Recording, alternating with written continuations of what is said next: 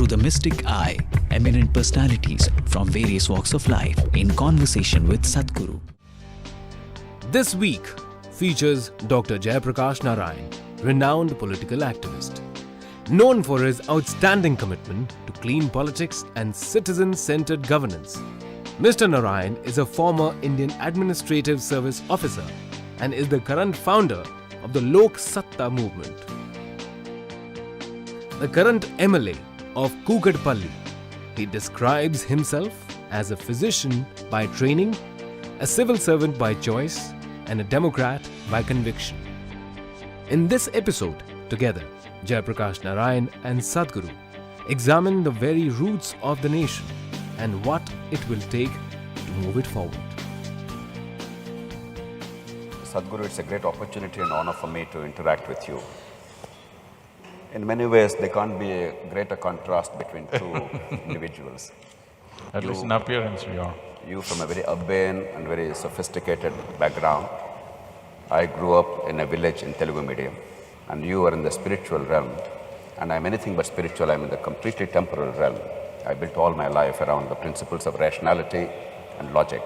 When you are a person of religion, you were given certain edicts, what is good, what is bad, the 10 commandments, the do's and the don'ts. But in ordinary life, for most people, particularly in the public domain, to distinguish between good and bad seems to be increasingly difficult. I've always held that there are two realms, the individual gain, and the second is the public good. If one is clashing with the other, if my personal gain is clashing with the public good, then that is something bad. If both are in harmony, then that is something good. That seems to me to be a workable definition of what is good and bad for ordinary interaction between the citizen or individual and the community and the society. What are your thoughts on that? See, once you start a debate as to what is good and what is bad, this debate can go on forever without coming to a conclusion. Obviously, you have debated this within yourself and around yourself for many years, and still there's no conclusion. And believe me, people have been debating this for thousands of years, and still there is no conclusion. Essentially, it boils down to this: what I do is good, what you do is bad. That extends to the society, to politics, to various things. Whoever is in a position of power, who is in a position of dominance, they may not spell it out so crudely, but in so many ways they're telling you, what I do is right, what you do is wrong. So ultimately it becomes about whoever is in a state of advantage is right, whoever is in a state of disadvantage is wrong. Well, that principle is the basis of all exploitation and all the ugliness that you see on the planet. So instead of starting a debate on what is good and what is bad, I think what we need is what is appropriate and what is inappropriate to our times, to our society, to our existence here, to our level of economics. What is right and what is appropriate and what is inappropriate. Tomorrow if our conditions change, the appropriateness changes, then there will be no clashes. Constantly the clash between the previous generation and this generation, between one human being and the other human being is, your ideas of right and his ideas of right are so different. Parents and children are fighting, administration and people are fighting, management and union is fighting, simply because your ideas of good and bad are very different, and it's always different. Within the family, between the husband and the wife, basic unit of the family, their ideas of right and wrong are very different. So once you enter that space, you are entering into an endless controversy, no possibility of a solution. But if you look at appropriateness of action, then we can arrive at what is the appropriate thing to do in our society, for our conditions, for our limitations. Sadhguru, that brings me to the question of ensuring that the moral conduct is actually upheld. While spiritual gurus, religion itself, and societal norms have a value, they don't seem to be sufficient. Only in India, whenever you talk about corruption or some other misconduct in public life or in private life, we talk of morality and values instead of talking No, about institutions… as far as I'm concerned, there's no corruption in India. Where is corruption in India? There is only banditry. I don't see any corruption. Because corruption means you come to me and you want a favor to be done, I'm willing to do it, but you know, under the table I want 2 rupees from you. This is corruption. Because what's happening I is break plunder. your head and I take everything that you have, this is not corruption. It's just plunder. So when we talk of all these evils in the public domain, oftentimes we talk of values in this country rather than enforcing a certain code of conduct. Unless the laws of the land, unless the enforcement mechanism are strong enough to enforce a certain code of conduct and prove that there is punishment for bad behavior and reward for good behavior, I'm afraid values in themselves will not for long sustain us. Not at all. Now, this is something that we need to get from you, because overemphasis on values at the cost of institutions sometimes may actually become an excuse for doing nothing to build institutions. What institutional mechanisms we need to build, in your estimate, to build higher levels of public integrity, higher levels of civic conduct? See, one important thing that India needs to do is to simplify the laws in a way that everybody understands it. Right now, it's so complex and so ambiguous, nobody really knows what it is. And because there is so much ambiguity, it creates so much gray areas, which breeds corruption endlessly. If there is no ambiguity, somebody just couldn't come and ask money out of me to do some work, isn't it? There is so much ambiguity. These laws were largely created by the English because they wanted ambiguity, so that they could interpret it whichever way they want. If they want to pick you up tomorrow morning, they want to pick you up and there's a good enough reason.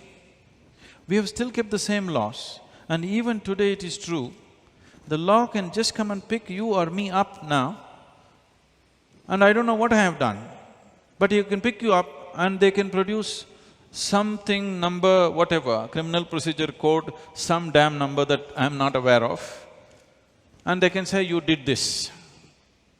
Because it's such an ambiguous law, this is good to control foreign nations if you occupy them, not for our nation to move ahead. Too much ambiguity. You can see million examples like this in the country, where laws are unnecessarily complicated and ambiguous, which is essentially breeding ground for corruption. Now, Sadhguru, I hear you saying that A, the cultural ambience in which you live, that matters about the appropriateness, and B, it changes from time to time, generation to generation. In other words, people sometimes confuse taboos with morals, the changing fashions and attitudes with morals. But unless we have some kind of a yardstick which is measurable and somewhat universal in guiding our behavior and dealing with the society at large, or perhaps even in nature, how are we going to give people a yardstick other than religious edicts? That is the challenge for many agnostics, because we can't go by the 10 Commandments merely because God gave us those. We can't go by the Gita because Lord Vishnu told us so. We need a temporal yardstick. We need an institutional mechanism to be able to measure and say, this is right, this is wrong, a talisman. Trying to fix the human societies with morality will only bring more and more deception. And above all, it kills life in so many different ways. Why are we trying to fix life with morality? Essentially because we have never bothered to stir up humanity. There is something called as humanity within us. If you stir up this dimension, which we call as humanity, when somebody is feeling very human, he doesn't need morality. He will be fine the way he is. But instead of being a human being, he becomes a Christian or a Hindu or a Muslim or an Indian or a Pakistani or this or that, or so many things, caste, creed and many things. So instead of a human identity, he takes on a different identity. Now you can do most horrible things with great pride. Yes, you can kill thousands, not one, you can kill thousands and feel really good about it. I did it. Because I did it for the nation, I did it for my religion, I did it for my caste, creed, whatever else. So your identity is shifting from your fundamental identity to make-believe identities. It may serve limited purpose. We are a nation because we have to politically manage ourselves. It is not some divine dictum that this is a nation like this. We are the people who drew the lines, isn't it? Now we believe that's how it is. For certain functional realities, we draw lines, but that is not the reality. So a human being should essentially be identified as a human being, not by his religion, not by his race, not by his caste, creed, nationality, no. If he sits here as a human being, you will see he does not need morality. He will be fine. And that's what is needed in the society, to stir up humanity, not morality. That's it. That's a terrific message, Sadhguru. Essentially what you're advocating is that go beyond the individual, go beyond the sect and the creed and embrace humanity itself, and you will not go wrong in your actions. I'm not saying embrace humanity, I'm saying you are human, isn't it? I don't have to teach you to be human, you are human. The problem is somebody else has taught you that you are something else. Somebody else has told you you're Indian, somebody else has told you you're Hindu, somebody else has told you you're Muslim. But the reality is you're human. If you travel 100 kilometers in India, people look different, they dress differently, they speak differently, different languages, our food is different, everything is different. But still, for over 10,000 years, the whole world has referred to us as one nation. Though we were over 200 political entities at some time, still, we've been doing trade with Syria, Jerusalem, Damascus, Jerusalem, Greece, all these places for over 8,000, 10,000 years. Even at those times, they referred to this country as Hindustan, though there were 200 entities. It was referred to as one nation, as Bharatvarsh or Hindustan or whatever the name. Because somewhere people saw this as one nation, though it was ruled by many kings. Because there was one ethos, which is something that the politicians and administrators and the people have never paid attention to. The only thing which keeps us as one nation is a certain fundamental spiritual ethos, which is not on the surface, but which is always there. In the sense, people recognize this as one nation from outside because they all believed in something.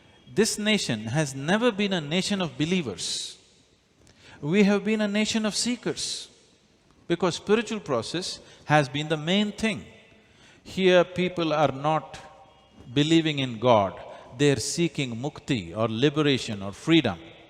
There is a difference between a seeker and a believer. A believer means he's made a conclusion. A seeker means he's wide open. He's realized that he does not know, that's why he's seeking. This one quality set us apart from the rest of the world, so outside world recognized as one nation, though there were so many political entities. We need to understand even today, it is only this spiritual thread which is keeping this as one nation. Right now it's being systematically hacked at. If you break this one thing, after 25, 30 years, you will wonder, why are we one nation? And we will break. If you do not strengthen the fundamental spiritual ethos of this nation, if you hack it down with beliefs and other kinds of identities, you will see, you will break up into various nations, you will not be one nation. Sadhguru, I hear you clearly and I entirely agree with you that unless unity and order are kept even above liberty, if necessary, if there is a clash, we are in danger. This is the reality of existence. If you sit here as a piece of life, you instantly know that there is nothing in the existence with which you are not connected. Essential dimension of spiritual process is that you disidentify yourself with all the false identities you have taken on, and to learn to sit here just as a piece of life. If you sit here as a piece of life, and throb as a piece of life, breathe as a piece of life. You know, this happened a few years ago because you mentioned this project Green, hence I'm bringing this on. When I said that we need to plant 114 million trees to get Tamil Nadu to 33% green cover, people said, Sadhguru, do you know what is 114 million? Is it possible for any human being to plant this many? See, I told them, the population of Tamil Nadu is 62 million people. If all of us plant one tree, take care of it for 2 years and plant for one more tree, what is the number? You got it. Now the problem is that they must feel for it. How do you do it? I told them, you don't worry. I went out village to village, called farmers' associations together. I told them one simple thing, just sit here. Where do you want to sit? In the sun or under the tree? Choose. You know what's the choice. Everybody sits under the tree. Now I said, see, are you breathing? Yes. I want you to understand what you exhale, the tree is inhaling. What the tree is exhaling, you are inhaling. Just sit here and feel it, it's happening. 1/2 of your lungs is hanging out there. It just caught like a fire. We've not planted 114 million trees, but 17 million trees. And Tamil Nadu's green cover has officially gone up by 7.2%. And we didn't give up our lives to do this. This is just one of the small things we do. Just that, if everybody gets involved, it's such a small job, isn't it? Why are they not getting involved? Because they're identified with something. If they sat here as a piece of life, nobody had to tell them. They would have anyway done it by themselves. So, it is because of these wrong identifications that we are doing all these crazy things, and you're trying to fix it with morality. It's not going to work. It's not worked for these thousands of years, isn't it?